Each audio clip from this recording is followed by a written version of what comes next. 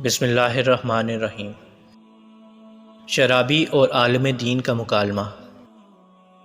شرابی ایک عالم دین سے: جناب مجھے بتائیں کہ اگر میں کھجوریں کھاؤں تو آپ کو کوئی اعتراض ہے؟ عالم: بالکل کوئی اعتراض نہیں۔ شرابی: اگر اس کے ساتھ کچھ جڑی بوٹیاں کھا لوں؟ عالم: کوئی رکاوٹ نہیں۔ شرابی: اور اگر میں ان میں پانی شامل کر لوں؟ عالم: بڑے شوق سے پیو۔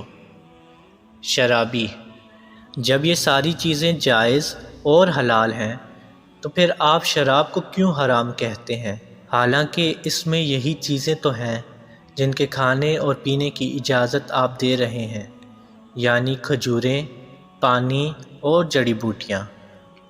عالم دین نے فرمایا: اگر تمہارے اوپر پانی پھینکا جائے تو اس میں تمہیں کوئی اعتراض ہوگا؟ شرابی: ہرگز نہیں، پانی سے کیا فرق پڑتا ہے؟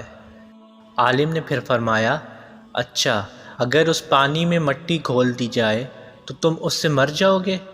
شرابی: جناب مٹی سے میں نے کسی کو مرتے ہوئے نہیں دیکھا۔ عالم نے پھر فرمایا: اگر میں مٹی اور پانی لوں اور ان کو گوندھ کر ایک اینٹ بنا لوں اور اسے خشک کر کے تمہیں دے ماروں تو کیا ایسا کرنے پر تمہیں کوئی اعتراض ہے؟ شرابی: جناب اس سے تو آپ مجھے قتل کر دیں گے۔